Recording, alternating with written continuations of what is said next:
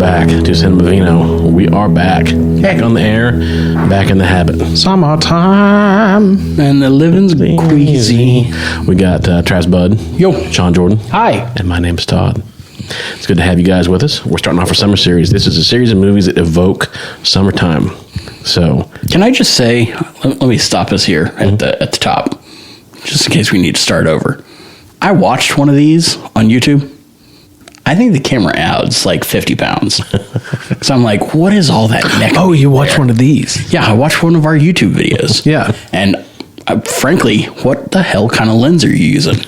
Oh, that's a fat lens. I look like I have a severe bee allergy, and I've just been, attacked like Macaulay Culkin in New Girl. Yeah, and that brings up a good point. I mean, the viewers at home know that we are very fit and lean gentlemen. Mm-hmm. Yeah, we're athletes all. Yeah, right. Svelte. Yeah, yeah. So if anything looks different on camera. Mm-hmm. That's just it's a fact of the game. Also, I have more hair in real life. Oh, I don't even want to tip my head over there. Mm-hmm. I don't know. I didn't like what I saw. It gets a good shot of like my good side. Because most of the drivel that we produce, I don't watch. Why would you? You lived it once. Yeah. That's bad enough. Yeah. All right, let's get this nightmare over with.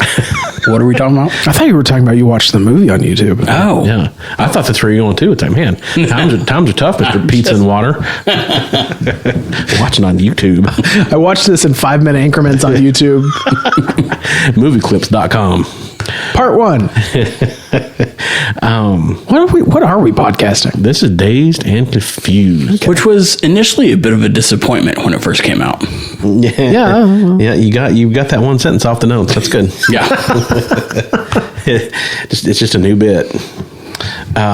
So from these notes, and actually I'll put them right here where you can see them. If you need to steal something, you go right ahead. Just read upside down. I can't read upside down. Okay.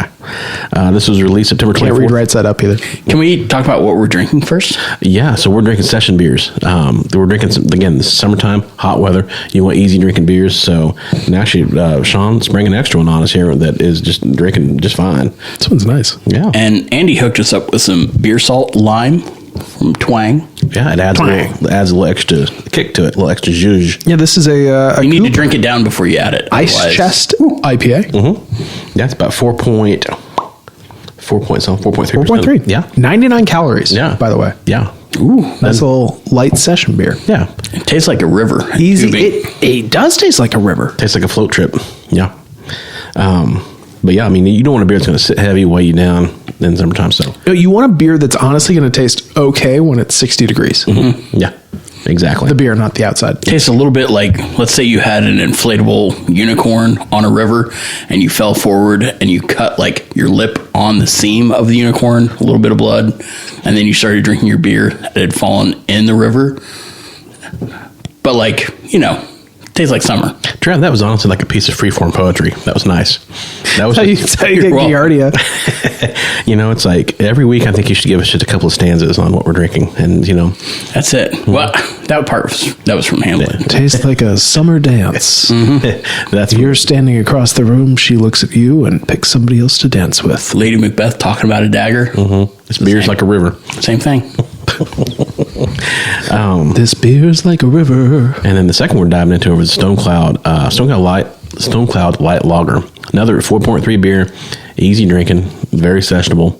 Honestly, Stone Cloud, one of my favorites. Yeah, and they're local. Yeah, Oklahoma City. Yeah. Hey, every episode is something first. Can you explain sessionable? Sessionable is just a beer that you can literally make a session out of. It's kind of like... What is a session? I would equate it to, I heard, I think on NPR one time talking about how... It's like a smoke session. Yeah. Oh, yeah. I've had a few of those. Where you can spend a whole beer drinking session drinking the same beer. Yeah. And not be wasted or overly full. But it's like I heard a thing on NPR one time talking about how, like, in diners, there's an art to making coffee that people can literally sit and drink all day. And not... It's like the right level of weak. Yeah. And so there's an art form to it. And that beer is kind of the same, in this sense, it's kind of the same way, where you want to make a beer that you can make a session out of drinking it. Like you said, like, you can drink it and it's not crazy strong, it's not overwhelming. But let's back it off from being all day, because that sounds a little alcoholic. Like, you can spend you can drink all 6. You could bring a 6er to a pool. Yes. drink all of them, hand some out to friends, and not get super tired or like gross. Yeah, you're not going to be thrown up in the pool. Like a heavy IPA, like the Alpha Hive. Jesus, that's a big boy. That is an ambulance. It's a big boy. You drink 6 of those at the pool. Which isn't Alpha Hive also a coupe? It is. There you go. Full circle. Do you remember the Double Dog? The 4-pack of Double Dog? Oh. This was 16% or something? You're talking Double Dales? This was the Double Dog. The Flying Dog. Yeah. They're like 9 point something. So Yikes. the Double Dog Challenge, if you can drink all 4. I mean, it's like taking down one of those big steak West Texas. I did that, and that's one of those things where it's like if you drink all 4, you could end a friendship. Yeah. That's like the... Or start a new one. That's like the left foot, what was it? The barley wine. What was the barley wine? Bigfoot. Bigfoot from... that. If you drink all 6 of those, you could also end a friendship. And literally, we're talking about beers, like we veered off into beers that you do not want in summertime at all. Like barley wines and like milk stouts. Yeah, triple IPAs and stuff. We're not even talking about Imperial IPA. the Avery Mephistopheles, that one is 16%. Yeah. And ironically, when you drank that beer, it was a 12-ounce beer that Traps drank, and it was 16%, I believe. Yeah, and it was also like 8 months expired. Yeah.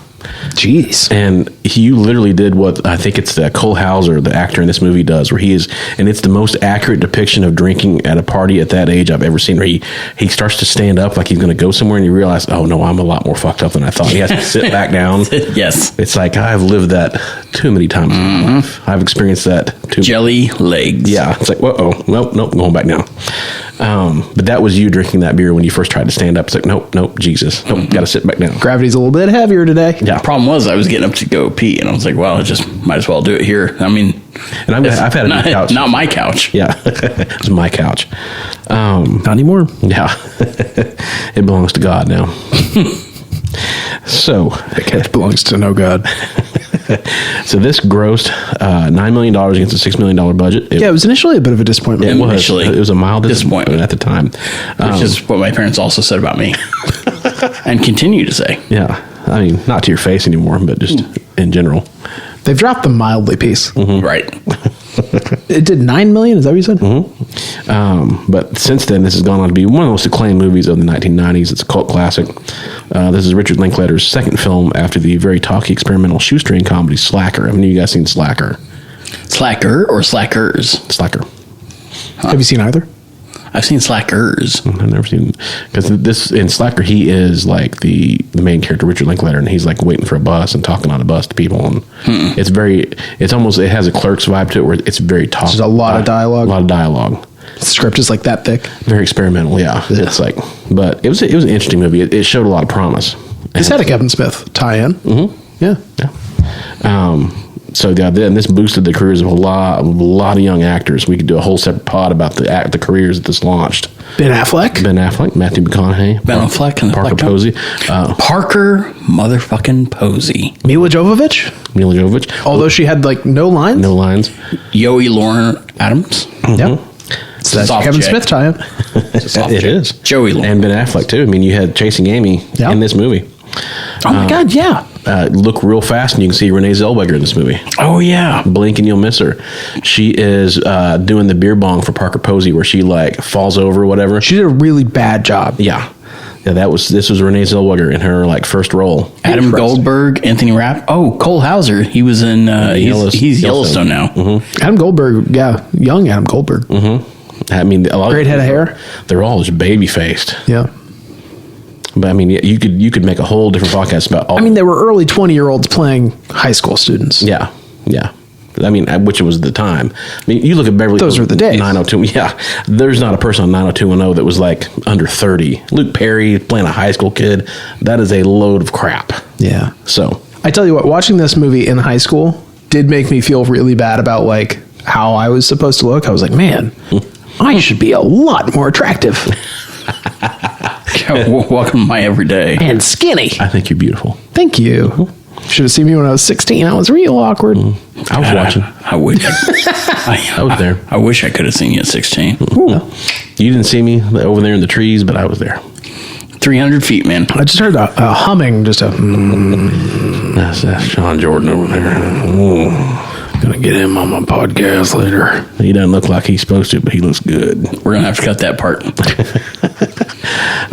So, quick description for anybody who hasn't seen it. If you haven't seen it, you need to see it. $9 million, you say? Yeah, not a lot. But that's one of those movies now, you talk to most people, they have seen it. You know, it's caught on. Yeah. It's like Shawshank. I remember seeing Shawshank in an empty theater and like when I was a kid. And then it went on to get nominated for all those awards. It caught on later. Now everybody's seen Shawshank. You know, it's like, it's Dazed and Confused is like that as well. Seen what?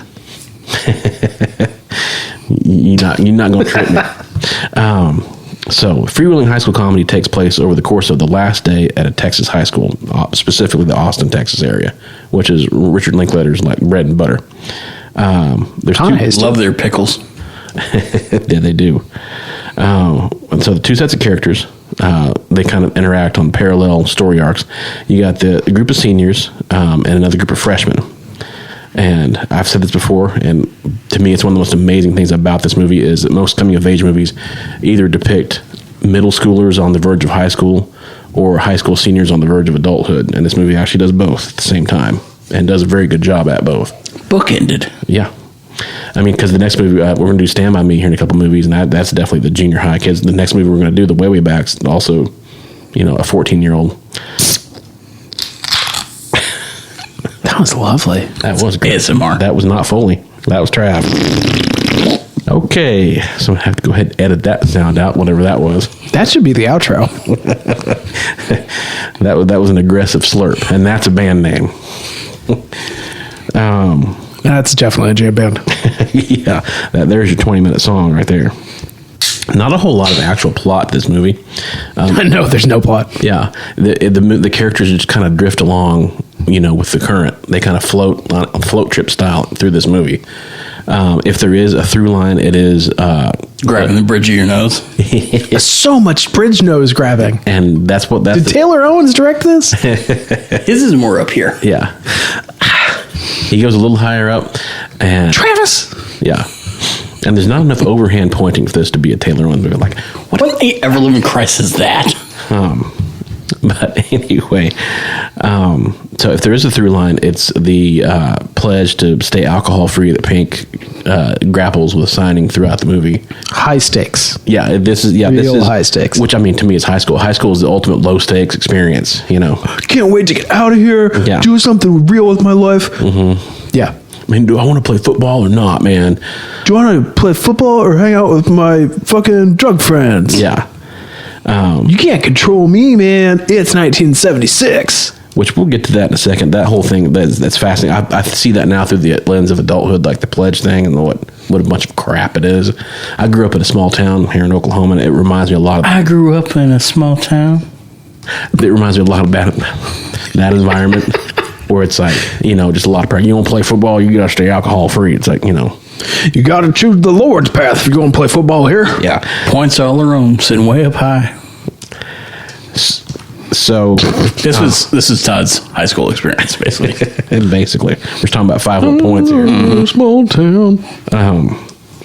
So we got the jocks. I mean, again, Linklater cuts the movie up into like groups, but he doesn't do it in a cliche way. It's like you see these groups, but not to me in a tropey kind of a way. Yeah, they weren't They're cliques. in their They cliques. just Nope. there's intermingling. Yeah. Like there's some cross contamination. Venn diagram of cliques. Yeah, and the main thing is like you see Pink, who's not he is a jock, but he's also not your typical jock. You know, he kind of like you say, he's a little more cerebral. He's a little more multidimensional than a typical high school, like a typical movie jock. You know, who's just all meathead all the time. His mind's expanded, man. That's all those drug friends. And then you got the freshmen who were headed up by Mitch Kramer, who is basically the younger version / protege of Pink. You know, he's basically the next up and coming Pink Floyd, you know. So you got the nerds, you got the mean girls, you know, you got pretty much everybody you expect. You got the one guy that can't let go of high school, Matthew McConaughey. Who Pink jeans. Yeah, Pink jeans. Great costuming in this movie.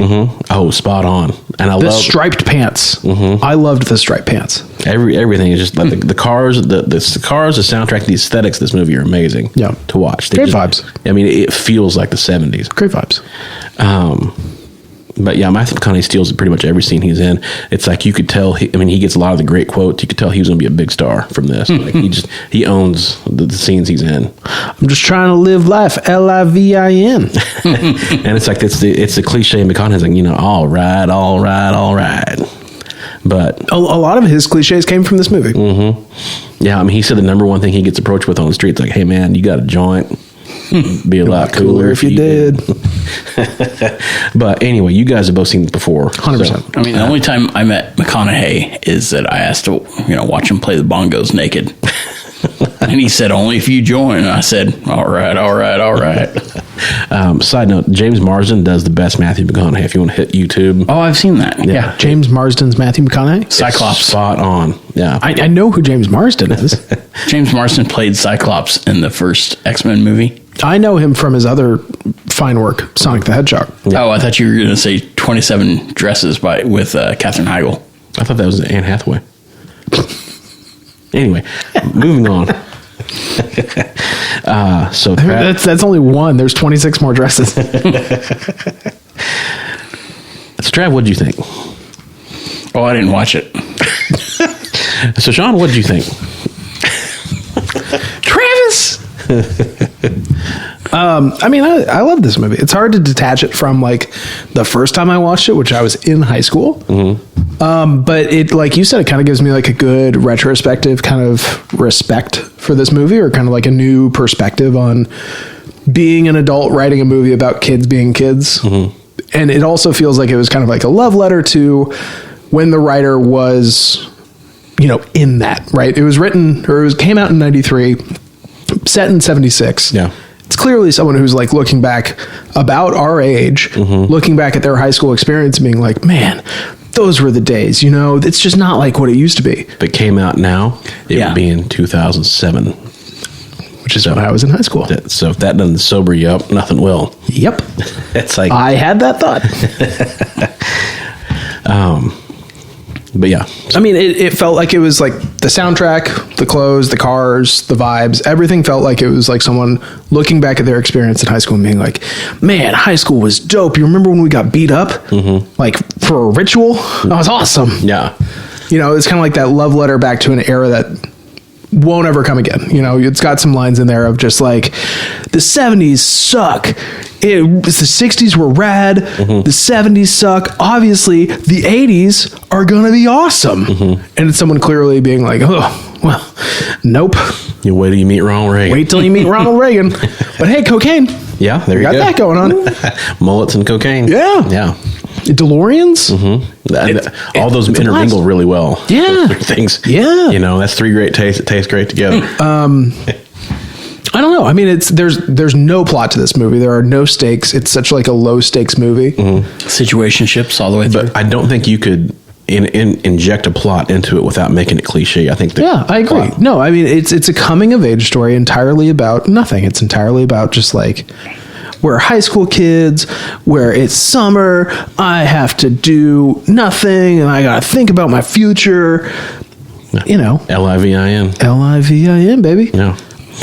I love the lack of stakes in movies sometimes. I love that it's like a coming of age story where it's just like, I really got to discover who I am and find what it means to be a kid. And it's like, there's no consequences. No. You're just you're smashing mailboxes and getting shot at. And I think it's low stakes. You're just running for your life. That's very low stakes. That guy, it was a snub nose from like 200 yards. That guy wasn't hitting anything. Yeah. But I think you have to be an adult now. You see that in high school. It's like, yeah, man, those are high stakes or whatever. But it's like you grow up and you're an adult, and it's like these couldn't be lower stakes. Well, and you look back at like what you thought were high stakes 15 years ago, 17 years ago, what have you. Yeah. It's just like you kind of lose that, or you gain that perspective to kind of look back and say like, wow, I really did have it good. Yeah. Like it was a lot of fun. We were talking about like, yeah, if this movie got made today, it would be set about my senior year. Yeah. What's different? Like what's changed? It's like, you don't have a phone. Like you kind of like, you're a little bit detached, Yeah. which today you don't have that, Yeah. Not to put on my big old like boomer hat, but like, it's kind of, back in the day, kids were kids. They didn't have cell phones attached to their faces, you could just kind of, hang. You could be unreachable sometimes. Yeah. Become ungovernable. Because, in 1993, they were looking back and they were thinking like, yeah, man, boys will be boys. They just sort of like got up to no good and climbed on the light fixtures and, had parties, brought kegs and they're just smoking weed. At the moon tower. I got kegs out on the moon tower. Got my knees put in my ears more than a few times. I bet you did. So what would you give this movie? I would give this movie an 8. Yeah. It's a fun movie. It's spot on. Like I'm not going to recommend this for the Criterion Collection, but like it should probably be there. It's not going to be on TCM, Turner Classic Movies. Required what reading is on TCM? Yeah, I'd say so. I'd say as like a free afternoon, like not an educational piece, but just like get some perspective. Yeah. Look back on like, I like that. Well, get a little perspective on your life. Get a little perspective on like a bygone era. Yeah. And how you might be looked back on in 20 years' time. Yeah, and look at like an early Ben Affleck. Who, incidentally, if you go back and watch, breaks his ankle in the scene where he busts the paddle in the parking lot. Is this like your fucking Aragorn Lord of the Rings thing? Like, did you know when he kicked that helmet, he broke his toe? Hey, I've been saving that up. Hey, when did he break his ankle? So, in the scene where he gets the paint dumped on him and he's getting back to his car, and he's about to drive away, and he takes his paddle, and he's like, God damn it. Smashes it. He watch his ankle. He breaks his ankle. His ankle like goes in a way that a human ankle's not supposed to go. I kind of thought that his ankle moved a weird way. Yeah. And he keeps going. That's the take. He did. So, yeah. Drove his car. Yeah. Straight through a yard. Yeah. In what way is Ben Affleck like Aragorn? And there it is. That's the trivia. I mean, I've said this for a long time. In a lot of ways, he's like Aragorn. He is my Strider. Affleck plays the shark. Wait, that's not okay. It's a Kevin Smith quote. Salsa shark. Kevin Smith's like, I'd cast him in anything. He's great. He can do anything. Jaws, yeah. Affleck plays the shark. Like, it's great. The Evening with Kevin Smith. I have no clue. I think he was like somewhat making fun of like Affleck's big head. I don't know if he was or not, but I love it. Yeah. He likes to have sex with girls in uncomfortable places. You mean back of a Volkswagen? Volkswagen? Yeah. Back of a Volvo. Very safe. Yeah. Yeah. Talk about safe sex, am I right? With those side airbags. So you're an 8. 8. Yeah, but the movie is too. Yeah. You're 10. Oh. 6'5" at best. With nostalgia? So, I mean, I'm going to give this a 10. I'm going to go ahead and say that for me, this is a 10. Spicy. And every time I watch it, I get more and more, like, embedded in that rating. When was the first time you saw it? High school. Okay. Yeah. This is the Seventh Seal. I've never seen the Seventh Seal. Seventh Seal's a great movie. I mean, we got to watch. Talk about the Johnny Depp movie? No, the Criterion Collection. Max von Sydow. Oh, that's right. Ingmar Black and Bergman. white, where they I'm thinking the Seventh Gate. where they play games against death. Yeah, he plays chess against death. It's like the sequel to Bill and Ted. We need to watch that and then Bill and Ted's Bogus Journey next to each other. No, thank you. Be the weirdest, But like double math. Dazed and Confused is a 10. I'm surprised.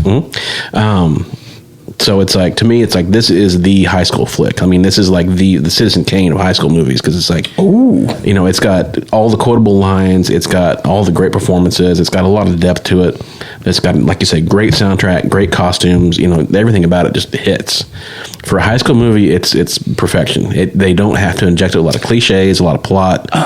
Anything else on your Mount Rushmore of high school movies? Is this like the Oscar worthiest of high school flicks? I think so. I mean, there's some other Breakfast Club maybe comes close. I mean, American Graffiti was another good one. I still have never seen that. Fast Times? Fast Times is another good one. I mean, I'm not the biggest Fast Time. Look, I like Phoebe Cates cans as much as the next. Say that three times fast. We'll let that sentence end. Phoebe Cates cans? Phoebe Cates cans. That's a shoegazing band right there. Phoebe Cates cans. So, and to me, it's like the message that I get out of this is high school kids are high school kids. It's like kids are kids. Because I'm watching this in high school, I saw a lot of. It felt very current still, even though it's a nostalgia trip for that time, the 70s. To me, it's like kids are still kids. They want to party. They want to. I don't know. I kind of had the opposite reaction. I kind of thought like. And actually, you could play it either way. You know? I kind of thought like, man, kids do not get enough shenanigans these days. There should be more shenanigans that kids should be able to get up to. Yeah, But they can't because of woke. yeah. Because of Facebook Marketplace. That's really why. That's the reason. It is. But yeah, to me, it has one of my favorite moments in a movie, like that. Individual little moments where they're at the 50-yard line. You have that too, but they're at the 50-yard line and they're splitting a blunt or whatever, and the camera goes on to Pink briefly, and he's like standing there, and he first says, but he gets up, he says, if these are the best times of my life, remind me to kill myself, and then he's kind of like. His girlfriend's just like, what the fuck? Yeah, you guys are spoiled rotten, basically. You get away with whatever you want. You're the kings of the school. Yeah. Why are you bitching? But, then his buddy is like, I'm trying to say I did the best I can when I was here, chased all the girls I could when I was here and made the most of my time. I think he said dogged all the girls. Dogged all the girls, yeah. Dogged all the girls I could. Yeah. And the camera dogged them. Pans around Pink, and it's like the audio stays full speed, but the camera actually goes into slow motion for a second, for like probably 5 seconds while it pans around him. And it's such a cool move of like, basically Pink is trying to slow down time for a second. He's like self-aware of himself, and he's trying to like take in the moment and like think, and like he's trying to stop time for a second. And you see it through his eyes of what that feels like. It's like the old, I wish I knew they were the good times when I was in the good times. Yeah. Oh, yeah. Mm-hmm. It's just a great little visual moment in the movie where it's like it passes almost without really noticing it, but it's one of my favorite shots. Well, and that's the thing. Yeah. I mean, it's the writer is clearly trying to like look back and say like, this was the best time of my life. Yeah. And I spent the entire time bitching about it. Yeah. Mm-hmm. Yeah. Well, it's also, I guess, like, not knowing what's next. They're all, like says that they're the kings of the school. They're the big fish in a small pond, and they're worried about like the next step. And we're like, oh, okay, well, what happens when we think we're the big fish? We're in the next pond, tiny fish. Yeah, yeah, tiny fish, tiny fish, tiny fish. Beautiful. Go from being I'll say it with words. Going from being a big fish in a small pond to a small fish in a big pond. Yeah. Yeah. Little minnow.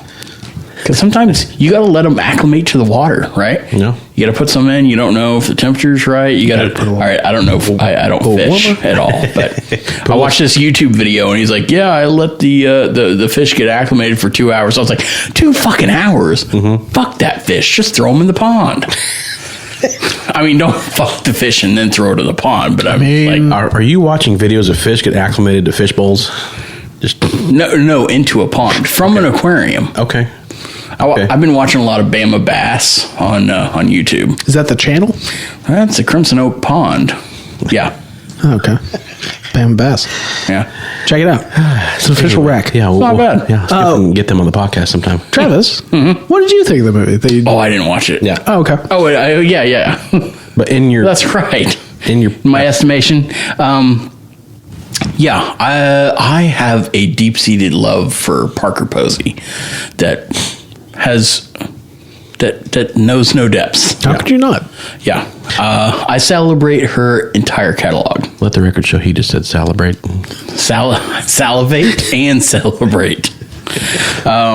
You heard that too. Salivate. I love Rory Cochrane in this. The guy that's always smoking. It's just always had like burnt one down man. Right before. Yeah, man. Martha Washington was a hit. And then he came home and she had a bull waiting for him, man.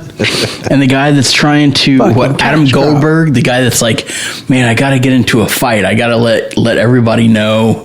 He deserved to be. He's punched. worried about his legacy and his legend in school. He's like, kind of became a little bit of a nihilist. Mm-hmm. Mm-hmm. Well, and a little bit of an ego too. Like, you hear about Hemingway and these guys getting into fights, and they never talk about who won. They just talk about the fact they got in a fight. It's like, oh, so you're Hemingway. Oh, yeah.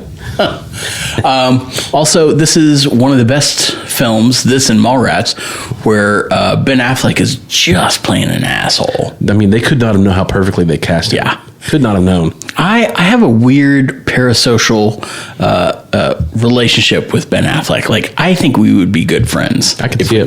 Like, I would give him a lot of shit about his big giant phoenix back tattoo. Obviously. But like in a loving roasting way. But we both love donuts.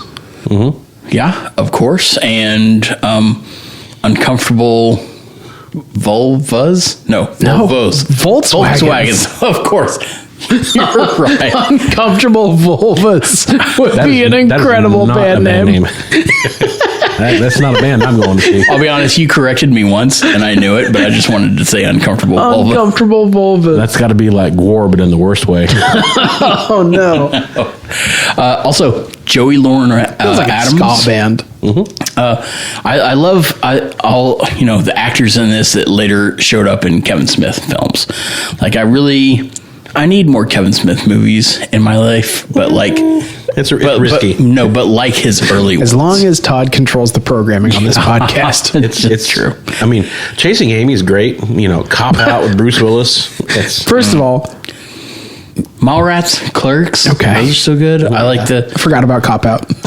I like the first Jay and Silent Bob. If you can put, again, he doesn't always knock it out of the park. Yeah. To me, Tarantino and Kevin Smith write the most interesting going nowhere dialogue. Yeah. Just if you can write talking heads hanging out around a diner or like at a gas station or something. Anyway. Not Soderbergh? What? Soderbergh? Yeah. I never was real high on him, but that's a But he's dialogue heavy. They can be. Yeah, That's what I'm saying. Yeah. But Dazed and Confused is great. You can make a whole drinking game out of that kid grabbing the bridge of his nose every time. The bridge of his nose every time. Who was the director? Richard Linklater. Yeah, at some point he should have been like, "Hey man, you keep touching your not nose. fucking do that just a little bit." Like It is the least natural acting I've ever yeah, seen. it is. I mean, I get that maybe it's a tick, or maybe it's him like trying to remember his lines, or being like, "Oh, or I'm kind of bored of this," or whatever. It's fucking distracting, man. I don't think I really noticed it too much the first time around, but every time I've watched this since, it is all I can think about. And I'm like, if I'm not drinking while watching this, I'm always like, this would make a good drinking game. And I'm sure the numbers are out there. Somebody's got it. It's like, you would take 192 drinks if you were to drink every time this dude touched the bridge of his nose. But it's just, yeah, we've all had the one weird night in high school where you got home a little late, got a little in trouble, but it was a little bit worth it. Yeah, I also give this an 8. It's a show. It's a show about nothing, kind of like a Seinfeld episode. It's just a series of circumstances. Yeah. And just situations that happen. Yeah. But yeah, you're right. It's bookended perfectly with the new people coming in, the freshmen, and then the seniors bouncing out. And then just the crazy, weird, cliquish bullshit in the middle. And just, hey, trying to get over the pants handy at a basement party, Yeah. We've all been there, right? Right? Correct. Right. Solid 8. Yeah. In bold, underline. There you go. What was the critical reception? Did it get any accolades at the time? It did, and that's one of the things I think that helped it find an audience was the critical reaction to it. And actually, Tarantino would later say this was his favorite movie of the 90s of the decade. Yeah. But I remember, people like Ebert loved it. A lot of the critics really it got high marks and was, it made the festival circuit. Oh, hi, Marks. Mm-hmm. It's a snapshot of a generation. Yes, but yeah, I loved it. I love going back to it. They always talk about movies you put down the remote for, and this is one I would just sit and watch for a while. Yeah, I feel like this is one that's on TV a lot. Yeah, This and Fast Times. You can jump in at any time and you haven't missed anything, really. Yeah. If you had to watch this or The Breakfast Club, This. yeah, same. Yeah, I think so. Yeah, this.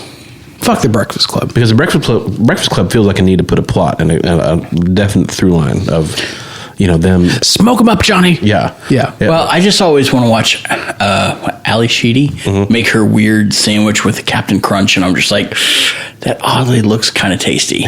Yeah. And I would wreck your mouth. And if I've gone past it. I'm like, has she made the sandwich yet? Because that looks kind of good.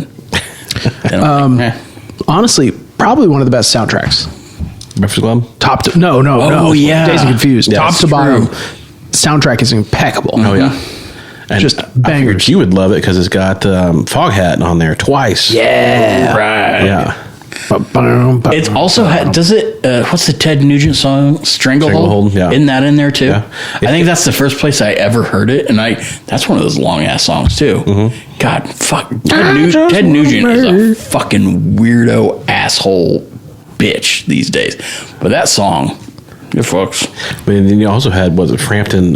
Do You Feel Like We Do? It's like also 15 minutes long. Yeah. You had a couple Frampton songs, I think. Yeah. And that's probably the soundtrack these kids be listening to when they're driving around. You got these 15-minute kind of AM. Can you imagine being in 76 and like that's the radio? Yeah. Hey, who is it that cuts out the curse words here on our YouTube videos? Is it you? It's me. Or is it? Yeah. Okay, I'm sorry.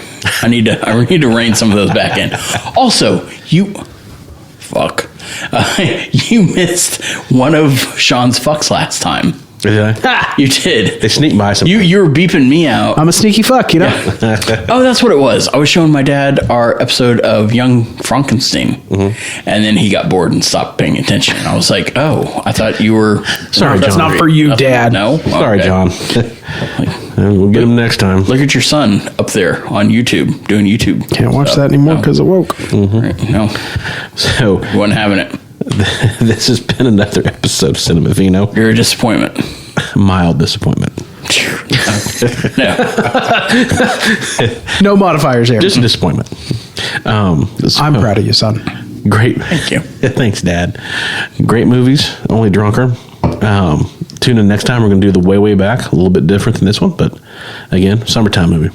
So we got Travis Bud, Sean Jordan. Hi. My name's Todd Crystals Walker. on your head. Bring it in here. There we go. And we will see you guys next time.